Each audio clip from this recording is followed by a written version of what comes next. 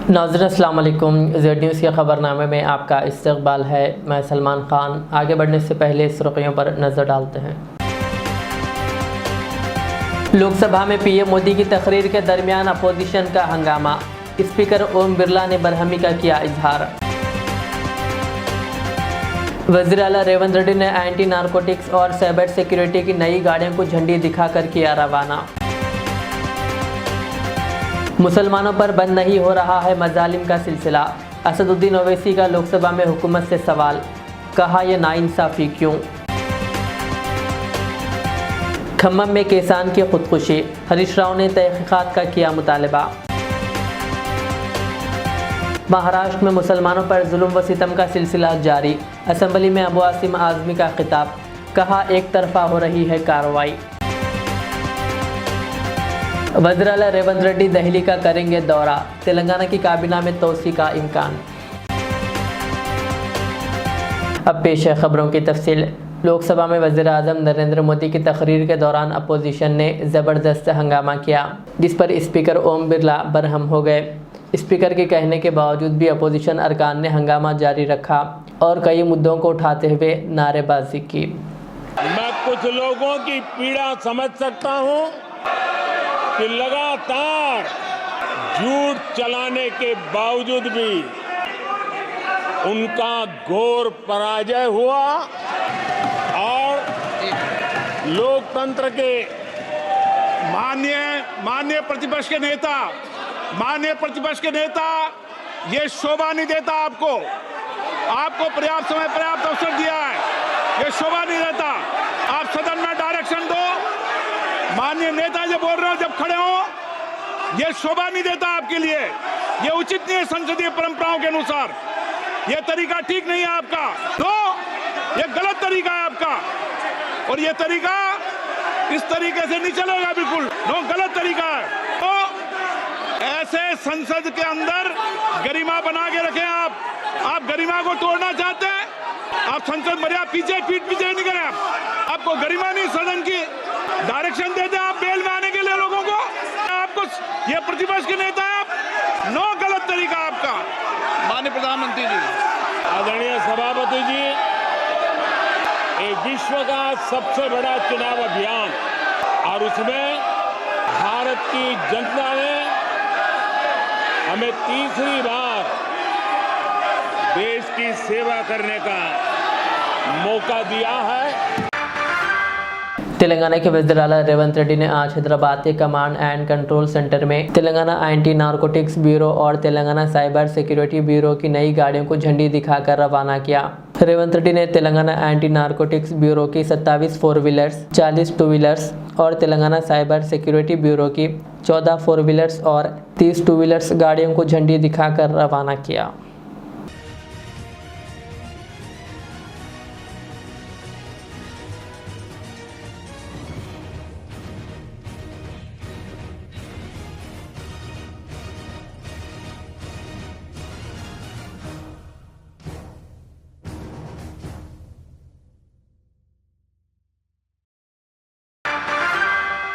सदर मजलिस व रुकन पार्लियामेंट हैदराबाद बैरिस्टर असदुद्दीन ओवैसी ने आज लोकसभा में कहा कि मुसलमानों पर हुजूमी तशद्दुद हो रहा है और हर तरह से परेशान किया जा रहा है।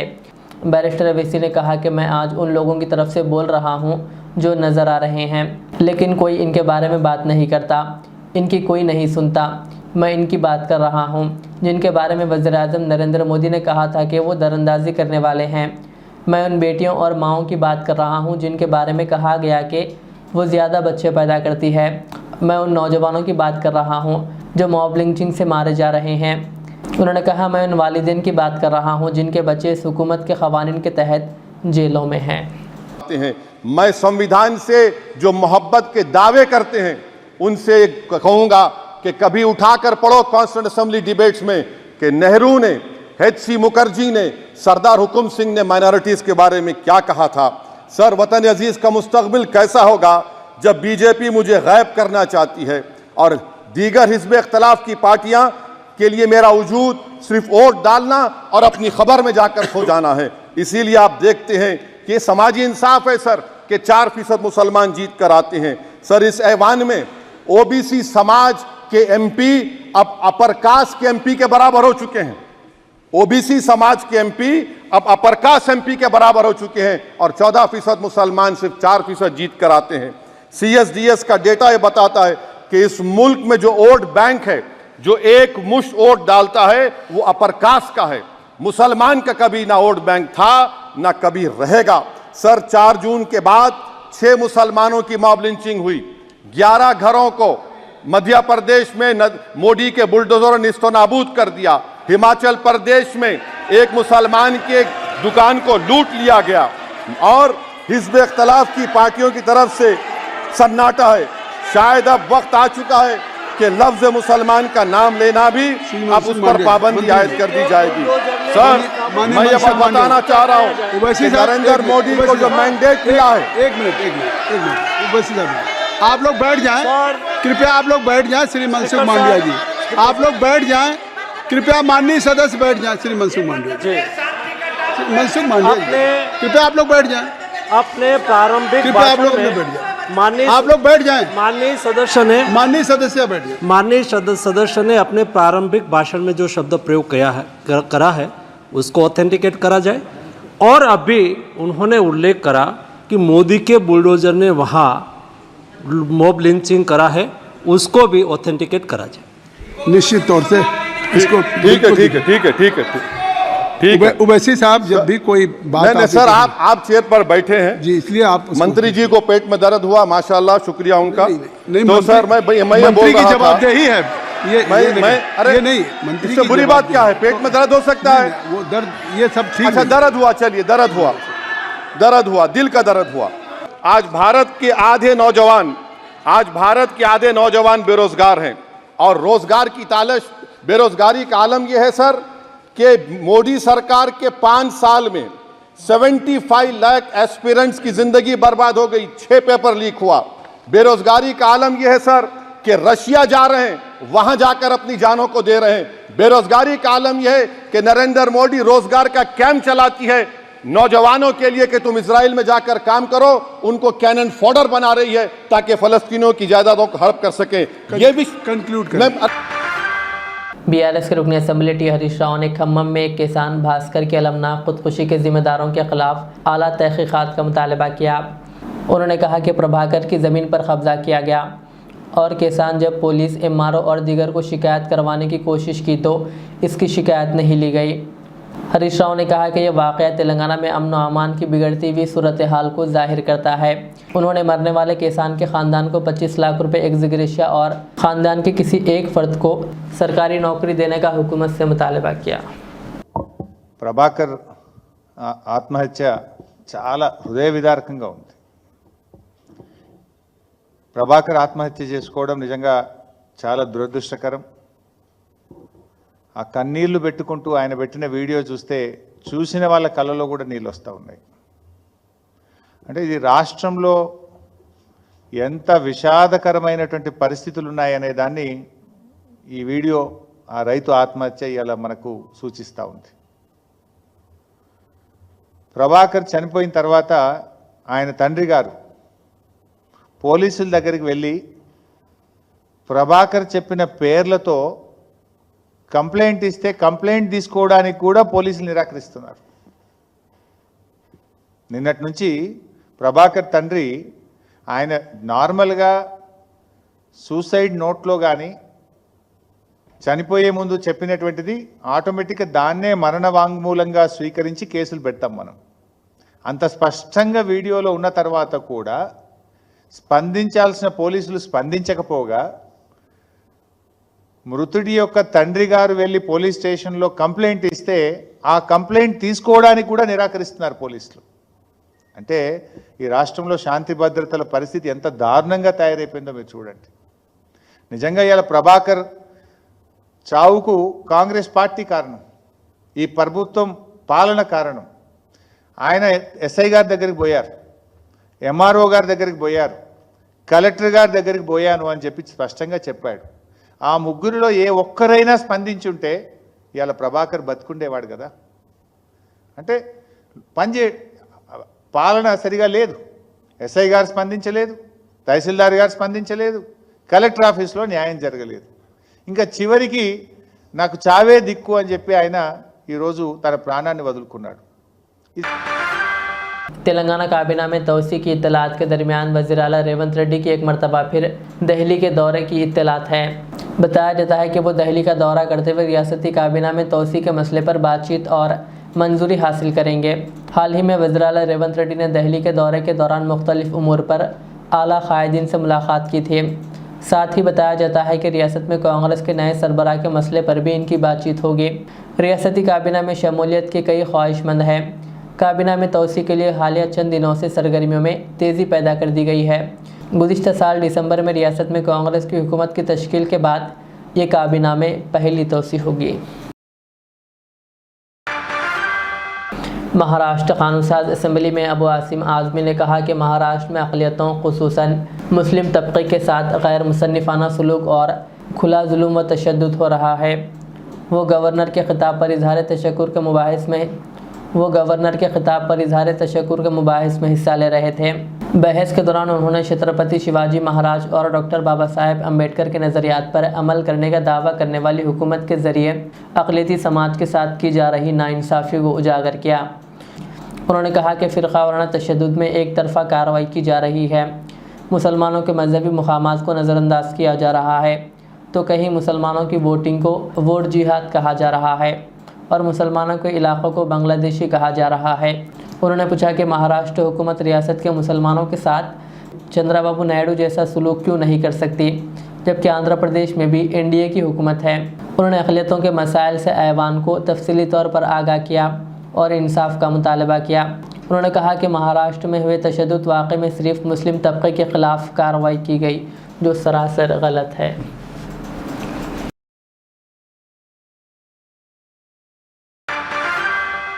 वजाहत अली ख़ान की सफ़र हज से वापसी पर रियाज़ इस्लामिक स्कूल हैदराबाद ने गुलपोशी तक़रीब मुनक़्क़िद हुई। वजाहत अली ख़ान साबिक़ा रुकन बल्दिया मजलिस इत्तेहादुल मुस्लिमीन की सफ़र हज से वापसी पर रियाज़ इस्लामिक स्कूल मुस्तफ़ा नगर फलकनुमा हैदराबाद ने मौलाना Mohammed Siddiq Ahmed Qadri Usami founder Z News TV channel के हाथों गुलपोशी की गई। इस मौके पर मुदीर रोज़नामा समाज सुधार मौलाना Abdul Hamid Rahmani Chishti, Mohammed Riyaz Ahmed Qadri Usami chairman Z News TV channel, क़ारी मोहम्मद शफ़ीउर रहमान प्रोपराइटर सिद्दीक़ ट्रेडर्स और दीगर भी मौजूद थे।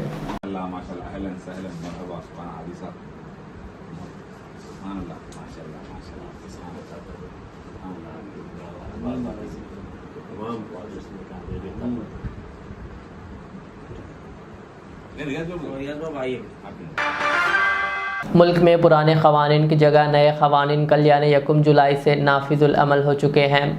नए क़वानीन के तहत शहर हैदराबाद के चार मीनार पुलिस स्टेशन में पहला मुकदमा दर्ज किया गया है। नंबर प्लेट के बगैर गाड़ी चलाने वाले शख्स के ख़िलाफ़ पुलिस ने सेक्शन 281 BNS और MV एक्ट के तहत डिजिटल तरीक़ेकार से एक केस दर्ज किया है। तेलंगाना के DGP रवि गुप्ता ने सोशल मीडिया प्लेटफॉर्म X पर यह बात बताई। इसी तरह पुराने क़वानीन की जगह अब नए क़वानीन के तहत मुक़दमात का इंदराज शुरू हो गया है। मरकज़ी हुकूमत की जानिब से नाफिजुल अमल इस क़ानून की हुक्मरान जमात की जानिब से ज़बरदस्त सताइश की जा रही है। वहीं अपोजिशन ने इस क़ानून पर शदीद तनक़ीद की है। पेट्रोवेटिक व्यूज़ डेली व जेड न्यूज़ टीवी चैनल के दफ्तर वाक़ मुस्तफ़ा नगर फलकनुमा हैदराबाद में खैर सगाली मुलाकात के मौके पर Mohammed Rafiuddin Ghori general secretary Telangana union of Urdu journalist और मोहम्मद खलील अहमद ख़जानची तेलंगाना जर्नलिस्ट एसोसिएशन की गुलपोशी managing editor Patriotic Views Mohammed Siddiq Ahmed Qadri Usami के हाथों अमल में आई। इस मौके पर पेट्रोवेटिक व्यूज़ एडिटर व Z News TV channel chairman Mohammed Riyaz Ahmed भी मौजूद थे। शहर हैदराबाद के मज़ाफ़ात में हाल ही में हुए हिदायत अली के कत्ल मामले में पुलिस ने खातून समेत 2 मुलज़िमीन को गिरफ़्तार कर लिया है। नारसिंगी पुलिस ने बताया कि 29 जून को छोटा बाज़ार गोलकुंडा के रहने वाले हिदायत अली का शहर के मज़ाफ़ात नारसिंगी में वाक़ एक वेंचर में खंजरों से हमला करके कत्ल कर दिया गया था। नौजवान ईद के लिए बैरूनी मुल्क से वतन वापस हुआ था। पुलिस ने कत्ल के इस मामले में सीमा बेगम और आमिर नामी 2 अफराद को गिरफ़्तार कर लिया। पुलिस ने बताया कि आमिर और सीमा के दरमियान ताल्लुक़ात कायम थे। सीमा मक़तूल की पड़ोसन बताई गई है। हिदायत अली पर इल्ज़ाम है कि वो सीमा का फ़ोन नंबर हासिल करके खातून से बातचीत की कोशिश में था, जिस पर आमिर और सीमा ने मिलकर हिदायत अली को रास्ते से हटा देने का मंसूबा बनाया। 29 जून को सीमा हिदायत अली के साथ नारसिंगी में वाक़ई वेंचर रवाना हुई, जहां आमिर भी पहुंचा और मनसूबाबंद तरीके से आमिर खंजर लेकर मौजूद था। इस दौरान आमिर और हिदायत के दरमियान बहस तकरार के बाद आमिर ने हिदायत पर हमला करके इसका कत्ल कर दिया। आखिर में सुर्खियां और एक बार। लोकसभा में पीएम मोदी की तकरीर के दरमियान अपोजिशन का हंगामा, स्पीकर ओम बिरला ने बरहमी का किया इजहार। वज़ीर आला रेवंत रेड्डी ने एंटी नारकोटिक्स और साइबर सिक्योरिटी की नई गाड़ियों को झंडी दिखाकर किया रवाना। मुसलमानों पर बंद नहीं हो रहा है मजालिम का सिलसिला, असदुद्दीन ओवैसी का लोकसभा में हुकूमत से सवाल, कहा यह नाइंसाफ़ी क्यों। खम्मम में किसान की खुदकुशी, हरीश राव ने तहकीकात का किया मुतालबा। महाराष्ट्र में मुसलमानों पर जुल्म व सितम का सिलसिला जारी, असेंबली में अबू आसिम आज़मी का खिताब, कहा एक तरफा हो रही है कार्रवाई। वज़ीर आला रेवंत रेड्डी दिल्ली का करेंगे दौरा, तेलंगाना की काबीना में तोसी का इम्कान। ये थी आज की दिन भर की हमारी खबरें। मुझे इजाज़त दीजिए। हमारे इस चैनल को यूट्यूब पर सब्सक्राइब, फेसबुक पर लाइक शेयर ज़रूर करें। अल्लाह हाफ़िज़। इस महंगाई के दौर में सोना खरीदना हुआ आसान। जौहरी gold diamonds and platinum Toli चौकी लाया है गोल्ड बचत स्कीम। शादी ब्याह और दीगर तकरीबात के लिए अब सोना खरीदें 11 महीने की आसान अकसात पर और 12वें महीने में अपना सोना घर ले जाएं एवरेज गोल्ड रेट पर बिना कोई एक्स्ट्रा चार्ज और 0% इंटरेस्ट के साथ 916 हॉलमार्क की jewellery, no wastage, no making charges के साथ। अब होगी बचत पैसों की और घर आएगा सोना, वो भी आसान अकसात पर। आपका भरोसा हमारी पहचान, Jauhari, crafted just for you. Gold diamonds and platinum, Toli Chowki, Hyderabad. Riyaz Islamic school, तालीमी मैदान में एक नया इनकलाब। इस्लामिक और मॉडर्न एजुकेशन की अजीम दरसगाह। 23 साल तजुर्बे के बाद तलबा और तालिबात के लिए रियाज इस्लामिक स्कूल पेश करता है हिफ्ज़ कुरान, नाज़िरा कुरान, क़ायदे के अलावा नर्सरी ta 10वीं जमात तक की तालीम का बेहतरीन नज़्म। बच्चों के लिए हॉस्टल की सहूलत, मुस्तहिक़ तलबा के लिए खुसूसी रियायत, तलबा और तालिबात के लिए अलहदा क्लासेस के माकूल नज़्म, खुसूसी computer classes, hardware and software training. बच्चों में तहरीरी और तकरीरी सलाहियतों को उजागर करने के लिए हफ्तावारी प्रोग्राम। काबिल और मुशफ़िक़ असातिज़ा इकराम की निगरानी में बेहतरीन तालीम नज़्म। सुबह 8 बजे तक शाम 4:30 बजे दाखिले जारी हैं, उजलत कीजिए। Riyaz Islamic School, opposite lane, new SR petrol pump, Vattepally, Hyderabad.